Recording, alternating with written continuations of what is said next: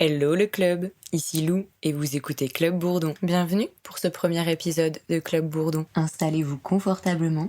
Aujourd'hui, pour ce premier épisode, je vous propose de vous expliquer le concept et de répondre à la première question qui m'a été largement demandée. Pourquoi Bourdon ? On parlera également de la Saint-Valentin. Je sais que je peux le mettre sur une application et que si je décide... Non mais meuf, trop improbable ce qui m'est arrivé. Juste salut, tu sais, je suis là. Ouais. Tiens donc. Putain, mais toi, t'es poisson et t'arrives à faire des trucs comme ça. Ah, c'est cool. Donc les doigts dans la chatte, avec une quartier ça passe. Bonjour. Voilà, juste ça. Et donc, toi ? Il s'est rien passé de charnel. Putain, stylé. Bah, peut-être qu'on a des âmes sœurs dans le monde. Club Bourdon.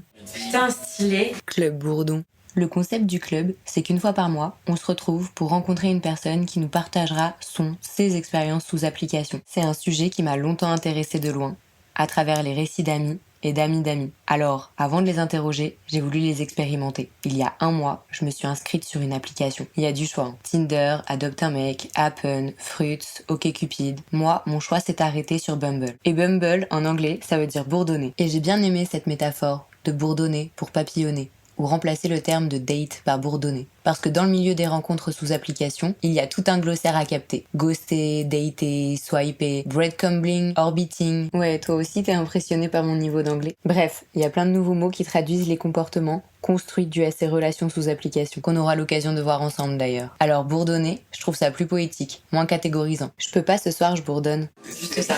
Cette juxtaposition entre le papillonnement et le bourdonnement. Également, puisqu'en français il existe l'expression « avoir le bourdon », j'aimais bien le parallèle de bourdonner, justement pour contrer la solitude.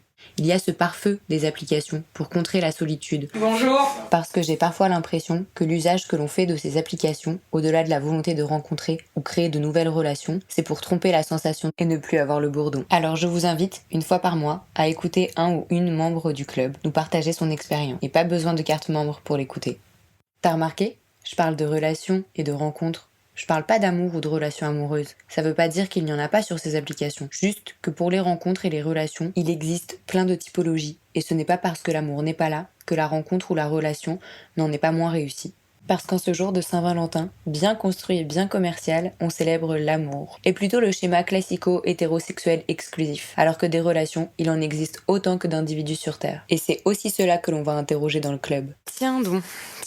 En attendant, je vous laisse me suivre sur Instagram, où vous trouverez ce qu'il se passe dans la tête d'utilisateurs et utilisatrices d'applications. En immersion. Tu vas voir, des histoires, il y en a des cool et des moins cool, mais ça dépend sur qui tu tombes. On parlera aussi des concepts psychosociologiques, des phénomènes dus aux relations sous application. Rejoignez le club. Et si toi aussi tu veux partager ton expérience, n'hésite pas à m'envoyer un DM sur la page club.bourdon sur Instagram. Tu peux aussi m'envoyer un mail à club.bourdon@outlook.com.